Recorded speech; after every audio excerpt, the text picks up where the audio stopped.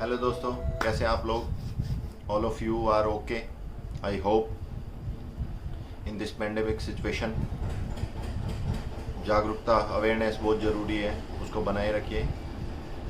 Today's video based on second part of percentage. In the first part we have discussed already how to change the fraction into percentage and percentage change into the fraction. Last digit 3/8 जो हमने solve की थी. तो चलिए आज शुरू करते हैं सेकंड पार्ट में कुछ और बेसिक्स परसेंटेज के. तो आपको स्क्रीन पे दिखाई दे रहा होगा कि जो क्वेश्चन है, तो हमारा जो आज का पहला क्वेश्चन है वो है 100 माइनस 10 सही 1/15. इसका जो आंसर है वो 89 सही 14/15 यानी 100 minus 10 whole 1/15 equals to 89 whole 14/15. तो इसको डायरेक्ट हम कैसे सोल्व कर सकते हैं? इक्वल टू के जो लेफ्ट साइड में है उसका डायरेक्ट हम राइट साइड में जो आंसर आया है वो कितनी जल्दी निकाल सकते हैं. तो सबसे अच्छा तरीका कि जहाँ पर आपको 10 सही 1/15 दिखाई दे रहा है उसमें अगर हम एक प्लस कर दें, एक ऐड कर दें तो वो 11 हो जाएगा. और 1/15 को अलग से अगर हम सोल्व करें तो 1/15 को जैसा आपको दिखाई दे रहा है कि ऊपर 15 minus 1 divided by 15 equal to 14/15. तो इसका आंसर क्या आया? 89 सही 14/15. तो आप ऐसे जो क्वेश्चंस होंगे उनको चुटकियों में सोल्व कर सकते हैं. ऐसे ही मैंने 3 और आगे क्वेश्चन दिए हुए हैं जिनका डायरेक्ट मैंने आंसर सामने लिखा हुआ है. इनको आप पहले जो मेथड मैंने बताया उसी मेथड से आप इन तीनों को सोल्व कर लेंगे. तो इसको जैसे 27 माइनस 5 सही 1/19 का जो आंसर है वो 21 सही 18/19. 15 सही 15 माइनस 7 सही 10/13 का जो आंसर है वो 7 सही 3/13. और 124 माइनस 3 सही 1/5 का जो आंसर है वो 120 सही 4/5. अब ये हुआ कैसे उसको देख लेते हैं. जैसे 100 माइनस 10 होल 1/15 को मैंने कैसे 89 सही 14/15 लिख दिया है. मैंने उसमें एक ऐड करके 11 ही क्यों घटाया, मैंने 10 क्यों नहीं घटाया. और 1/15 को मैंने 15 माइनस 1/15 इक्वल टू 14/15 ही क्यों लिखा, उसका आंसर आपको इसमें मिलेगा. तो देखिए 10 सही 1/15 को मैं क्या लिख सकता हूँ? 10 प्लस 1/15 जो आपको सेकेंड लाइन में दिखाई दे रहा है. 100 माइनस 10 प्लस 1/15 ब्रैकेट के अंदर. इसको फर्दर सोल्व करते हैं जो ब्रैकेट के अंदर है. इसको मैं क्या लिख सकता हूँ? 10 प्लस 15/15 माइनस 14/15. अगर आप इसको सोल्व करेंगे तो यही देगा, बस मैंने इसको थोड़ा एक्सप्लेन करके लिखा है. तो 15/15 क्या बन जाएगा? 1 बन जाएगा और माइनस 14/15 अलग से रह जाएगा. जब अंदर जो 10 और 1 है इसको जोड़ेंगे तो 11 हो जाएगा. और बाहर जब ब्रैकेट को ओपन करेंगे तो बाहर जो माइनस है वो अंदर की डिजिट अंदर के साइन को प्लस कर देगा. तो ये हो जाएगा 100 माइनस 11 प्लस 14/15. तो ये बन जाएगा 89 प्लस 14/15. और इसको हम कैसे लिख सकते हैं? 89 सही 14/15. तो इस प्रकार से जो पहला मैंने आपको आंसर बताया जिसमें मैंने एक जोड़ा 11 घटाया 1/15 को अलग से सोल्व किया जिसको 14/15 लिखा और फिर उनको एक साथ लिख दिया. तो इस तरीके से हम ये जो सोल्यूशन देखे आप इसमें ये 3-4 लाइन का सोल्यूशन है कि जैसे मैंने इसमें अपनी ट्रिक जो आपको पहले बताई वो यूज़ की तो एक चंद सेकंडों का आपके लिए खेल बन गया. और समय बचाना ही जो हमारा पेपर होता है एग्जाम हॉल में, समय बचाना ही हमारी सबसे बड़ी टास्क होनी चाहिए ताकि हम उन क्वेश्चन को डील कर सकें जो सरप्राइज आते हैं हमारे लिए. आगे देखते हैं. 4% को मैं 1/25 लिख सकता हूँ. 5% को 1/20 लिख सकता हूँ. तो देखते हैं कि ऐसी डिजिट जो इनमें से किसी का मल्टीपल हो उसको हम कैसे एकदम से सोल्व कर सकते हैं. जैसे मैंने आगे ऊपर लिखा है 4% इक्वल टू 1/25 कोमा 12%. तो 12% को हम कैसे सोल्व कर सकते हैं? आपको दिखाई दे रहा है कि 12% 4 का मल्टीपल है. तो जैसे हम इसको सोल्व करेंगे तो 4 का मल्टीपल आएगा. तो 4 गुना 3 इसको मैं लिख सकता हूँ. परसेंटेज को आप 4 के साथ रखिए 3 के साथ रखिए, डजंट मैटर, कोई फर्क नहीं पड़ेगा. तो 4% की वैल्यू पहले मैंने निकाली हुई है 1/25 फ्रैक्शन में. तो जब 3 में 1/25 की मल्टीप्लाई करूंगा तो ये क्या आंसर देगा? 3/25. यानी 12% को डायरेक्ट मैं 12% को सीधे अगर लिखूं तो 3/25 लिख सकता हूं. वहीं 5% अगर के सामने जो 15% लिखा हुआ है अगर इसको सोल्व करूं तो ये आपको दिखाई दे रहा है कि ये 5 का मल्टीपल है. तो मैं इसको लिख सकता हूं 5% मल्टीप्लाई 3 और 5% की वैल्यू मैंने 1/20 लिखी है तो ये 3/20 हो जाएगा. ठीक उसी प्रकार 65% 65% को मैं क्या लिख सकता हूँ? 13/20. ये टास्क आपके लिए, आप इसको खुद सोल्व करेंगे जैसे आपने ऊपर जो 3 क्वेश्चन मैंने आपको दिए हैं उनको सोल्व करेंगे.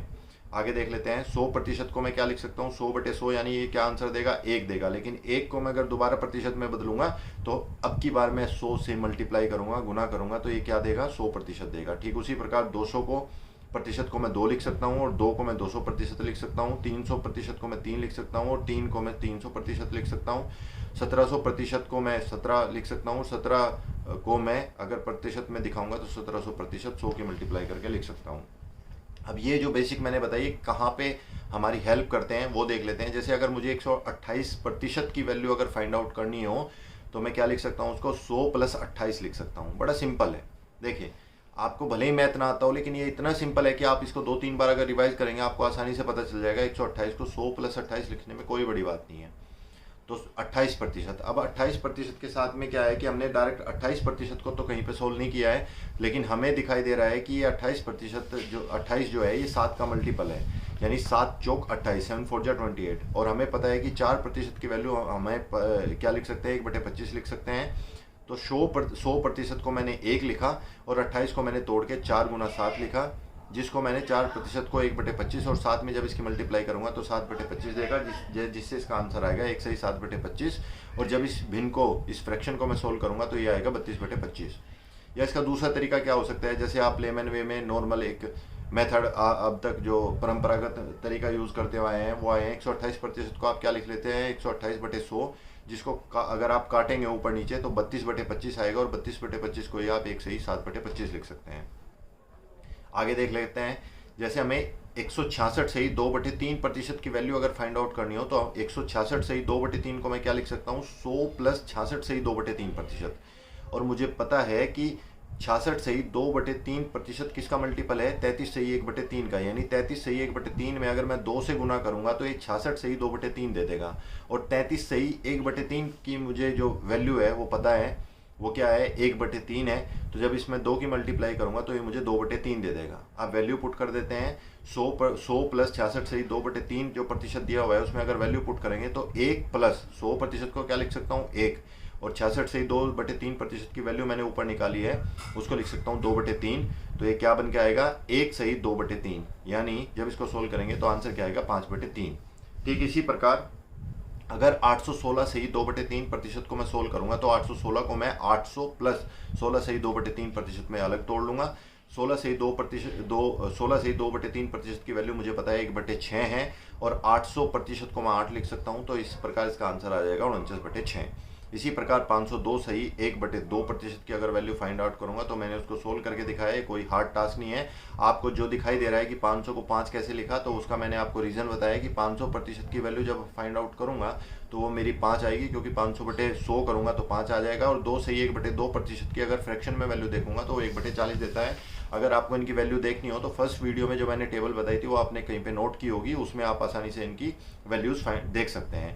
आपको लगेगा इतनी सारी वैल्यूज़ कैसे याद करेंगे, जैसे आप इनको यूज़ करना शुरू करेंगे तो कुछ तो आपके कंठस्थ ही हो जाएंगी, यानी उंगलियों पे हो जाएंगी, फिंगर टिप्स पे हो जाएंगी, तो आपको ज़्यादा इसमें दिक्कत होगी नहीं। वैसे अगर आपको करनी है तो 3 दिन तक लगातार इसको 8 बार कोई टाइम डिवाइड करके, एक साथ नहीं, अलग अलग समय पर रिवाइज कीजिए और लिख के देख लीजिए, आसानी से आपको हो जाएंगी। जैसे 522 सही 1/2% की अगर मैं बात करूँ, उसको मैं 500 + 22 सही 1/2% में तोड़ सकता हूँ, और 22 सही 1/2% को मैं 20 + 2 सही 1/2%, और 2 सही 1/2% की वैल्यू मैंने ऊपर भी आपको बताई थी 1/40, और 20% की वैल्यू 1/5, और 500% आपको 5 देगा। जब इसका हम लघुत्तम समापवर्तक या एलसीएम लेंगे तो ये 209/40 देगा।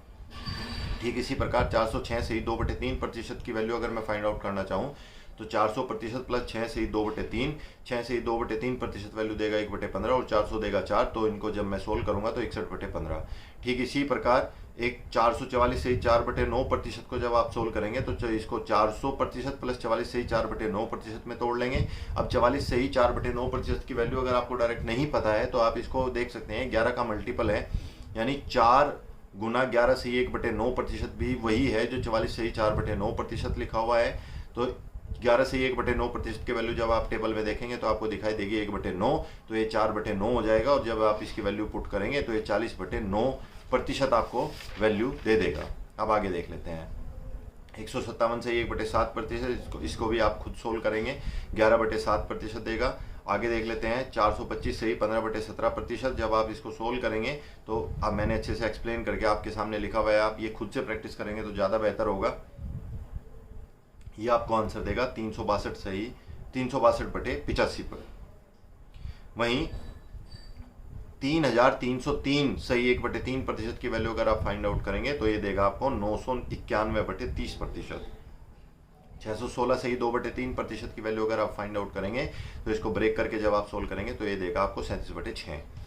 देखें अब मैं आपको बताता हूँ 5/6 फ्रैक्शन की जो वैल्यू है, 5/6 फ्रैक्शन की जो वैल्यू है अगर आप उसको निकालेंगे तो आप उसको सोल्व करेंगे तो 5/6 में ये क्या देगा, 1/6 की वैल्यू अगर आपको पता है जो 16 सही 2/3 के बराबर होती है, तो आप इसमें जब 5 की मल्टीप्लाई करेंगे तो ये आपको 80 और ब्रैकेट में 10/3 देगा। और आपको पता है कि मैंने बताया है 10/3 को तब तक हम सोल्व करते रहते हैं जब तक नीचे की वैल्यू ऊपर वाली वैल्यू से बड़ी ना हो जाए।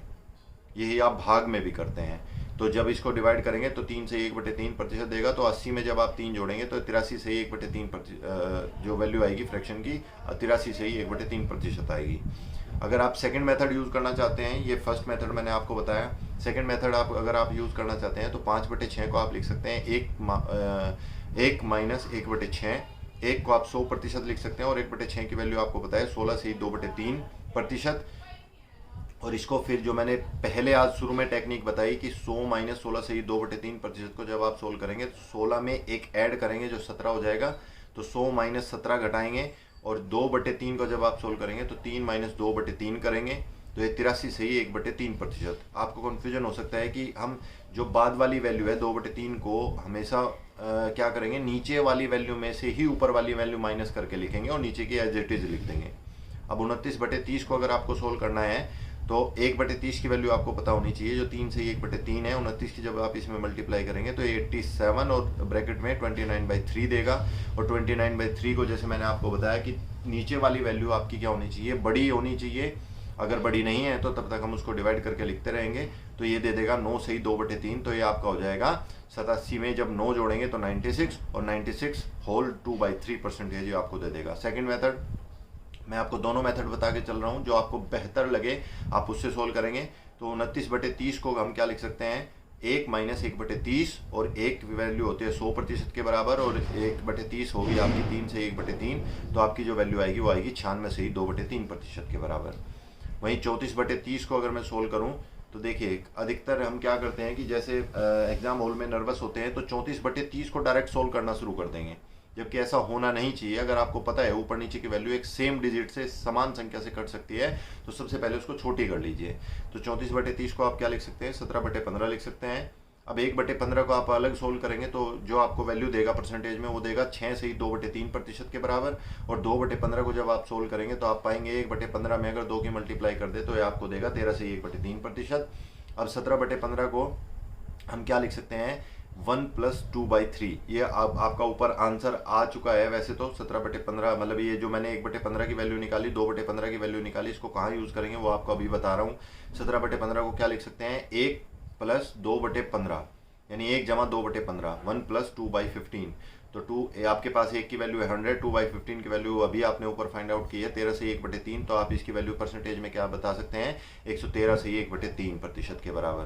49/6 को अगर आप सोल्व करेंगे तो 8 + 1/6। अब बहुत से लोगों का क्वेश्चन ये हो सकता है, सर हमें कैसे पता चलेगा कि 49 को किस में ब्रेक करना है ना। 8 + 1/6 आपने कैसे लिख दिया, देखें अगर आप इसको तोड़ेंगे तो 8 छंग 48 और +1 जोड़ेंगे तो क्या दे देगा, 49/6 ही देगा आपको। हम इसको आसान फ्रैक्शन में इसलिए तोड़ते हैं ताकि हम वैल्यू कम समय में फाइंड आउट कर सकें, प्राप्त कर सकें। तो 800 + 16 से ही 2/3 को अगर मैं सोल्व करूंगा तो ये 816 से ही 2/3% मुझे वैल्यू दे देगा। वहीं 23/12 को अगर आप सोल्व करेंगे तो आप ये आपके लिए होमवर्क है, आपको खुद से सोल्व करना है। तो ये 1 + 11/12 में टूट जाएगा और उसको जब आप फर्दर सोल्व करेंगे तो आपको वैल्यू देगा 91 से ही 2/3%। अगर सेकंड मेथड से आप चलेंगे तो आपका क्वेश्चन ये भी हो सकता है कि आप हमेशा प्लस में ही क्यों बता रहे हो, माइनस में अगर सोल्व करें तो क्या फ़र्क पड़ेगा, कोई फ़र्क नहीं पड़ेगा, माइनस में भी समान जो इक्वल वैल्यू है वही देगा। तो देख लेते हैं, देखिए 23/12 को जब आप सोल्व करेंगे तो 2 - 1/12 यानी 12 दूनी 24 - 1 23/12 ही आएगा। तो 2 को हम 200% लिख सकते हैं, 1/12 की वैल्यू 8 से 1/3% लिख सकते हैं। जब इसको सोल्व करेंगे तो 200 - 9 से ही 2/3% को इसमें से घटाएंगे तो ये क्या वैल्यू दे देगा, 191 से ही 2/3% आपको वैल्यू दे देगा। चलिए आगे सोल्व करते हैं, आगे देख लेते हैं। आगे हमें दिया हुआ है 39/5, इसको आपको सोल्व करना है। मैंने आंसर क्वेश्चन मार्क के नीचे लिख दिया है 780%। इसको आपको ब्रेक कर लेना है 7 + 4/5। आप माइनस में भी ब्रेक कर सकते हैं, जैसा नीचे मैंने दिखाया हुआ है इसमें 8 - 1/5, तो आपकी वैल्यू वही निकल के आएगी, 780% के बराबर ही निकल के आएगी। अगला आपको क्वेश्चन दिया हुआ है 67/17 यानी 67/17।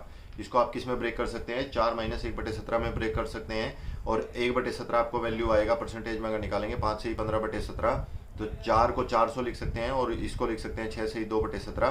तो आपको जो सोल्व होकर आएगा वो आएगा 394 से ही 2/17% के बराबर। आप बोलेंगे कि 5 - 15/17 को आपने 6 से ही 2/17 कैसे लिख लिया। देखिए ऊपर घटा के कैसे वैल्यू निकालते हैं वो मैंने आपको बताया, यहाँ फिर बता देता हूँ। 5 में 1 जोड़ेंगे 6 हो जाएगा, नीचे 17 में से 15 को घटाएंगे, ऊपर 2 आएगा तो 2/17 हो जाएगा। इसको तब माइनस करेंगे वो स्टेप यूज करके।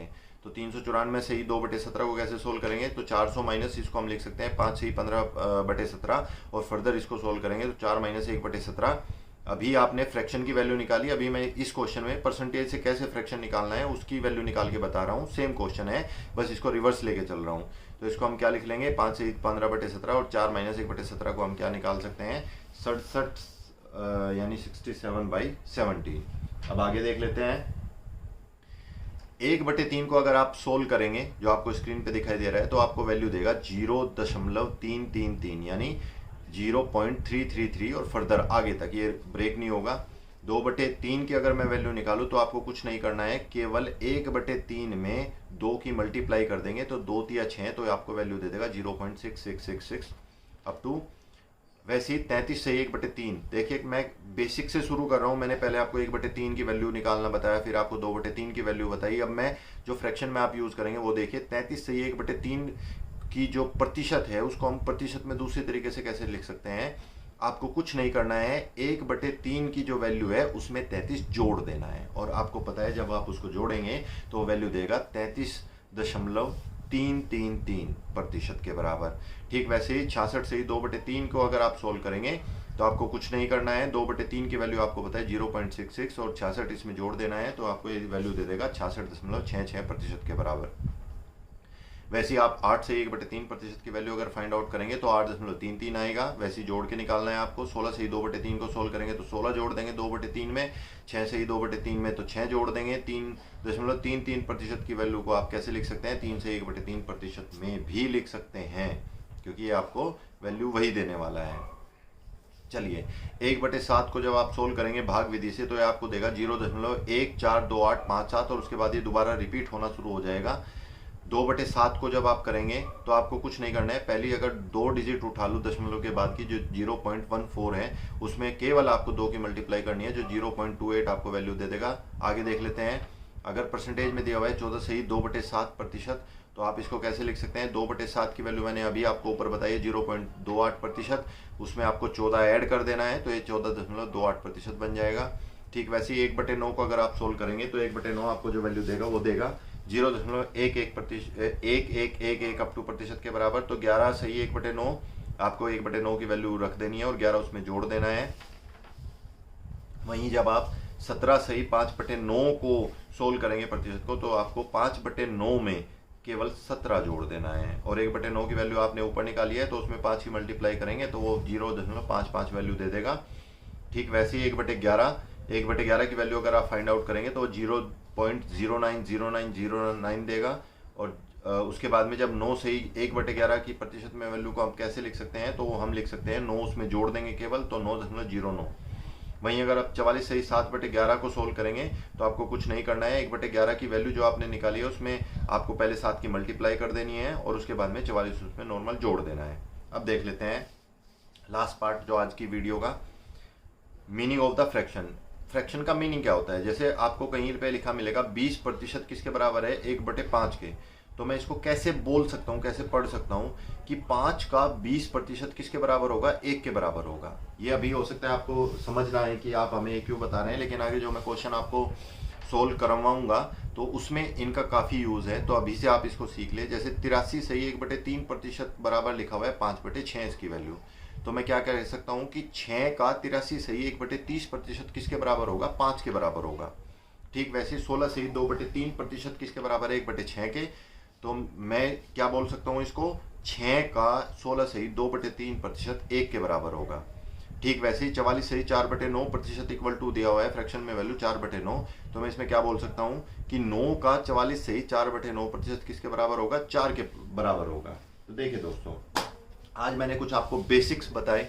इन बेसिक्स को अगर आप अच्छे से रिवाइज कर लेंगे, अपने साथ कैरी कर लेंगे, तो आगे जो हम कल वाली वीडियो में क्वेश्चन शुरू करने वाले हैं परसेंटेज के, उनको आप चुटकियों में सोल्व कर पाएंगे। मैं हमेशा बोलता हूँ, आपको दोबारा इस बात को रिपीट कर देता हूँ, एग्जाम हॉल में अगर 50 क्वेश्चन है और एक व्यक्ति उन्हें 1 घंटे में सोल्व कर देता है और एक नहीं कर पाता है, तो अगर किसी का सिलेक्शन हो रहा है जिसने 1 घंटे में उन क्वेश्चन को सोल्व कर दिया, उसका सिलेक्शन हो रहा है, तो वो इसलिए हो रहा है क्योंकि उसने टाइम को मैनेज किया, वो अपनी कैलकुलेशन को छोटा किया, आसान किया।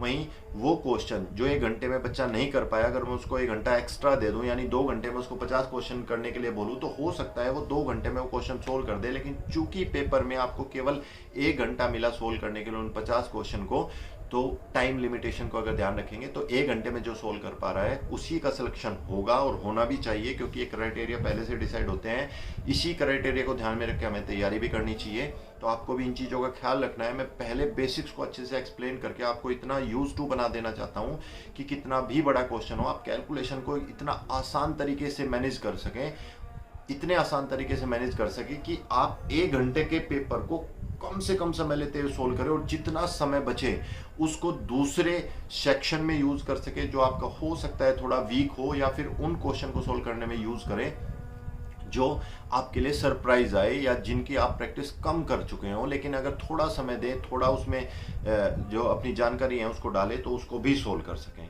तो दोस्तों, आज के लिए इतना ही, वीडियो लंबी नहीं करते हैं। जो फ्रूटफुल कंटेंट था उसको मैंने फटाफट आपको बता दिया। अगर आपको वीडियो थोड़ी स्लो लग रही है तो उसको फास्ट कर ले सेटिंग में जाके, और अगर आपको फास्ट लग रही है तो उसको स्लो कर ले। लेकिन इस वीडियो को जब तक आप 2-3 बार रिवाइज करके इसकी प्रैक्टिस नहीं करेंगे, नहीं देखेंगे, तो आगे आने वाले जो क्वेश्चन है हो सकता है उसमें आपको थोड़ा कठिनाई महसूस हो, आपको हार्ड लगे। तो जो नई शुरुआत कर रहे हैं वो भी मोस्ट वेलकम, वो 2-4 बार ज़्यादा इसको रिवाइज करें, और जो पहले इसके बारे में कुछ जानते हैं या पहले सोल्व कर चुके हैं वो इसको फटाफट एक बार रिवाइज करें, और नेक्स्ट वीडियो जैसी मैं लेके आऊँ उस नेक्स्ट वीडियो में इन इनपुट्स को डालकर फटाफट अपनी जो तैयारी है उसको कैरी ऑन करें। रुकना नहीं है, टिकना नहीं है, टिकना इन द सेंस घर से बाहर नहीं जाना है, रुकना नहीं है, आपको अपनी तैयारी कंटिन्यू रखनी है। जैसे ही हमारा देश इस विपत्ति की घड़ी से बाहर निकलेगा और सभी सिस्टम अपना काम को शुरू करेंगे, तो एग्ज़ाम भी होंगे, सिलेक्शन भी होंगे, आप ज्वाइन भी करेंगे, आपको नौकरी भी मिलेगी। तो पहले समझदार वही कहलाता है जो पहले से इन चीज़ों की तैयारी करके रखता है। तो चलिए दोस्तों, मिलते हैं अगली वीडियो में। प्रतिशत का तीसरा पार्ट होगा आने वाला।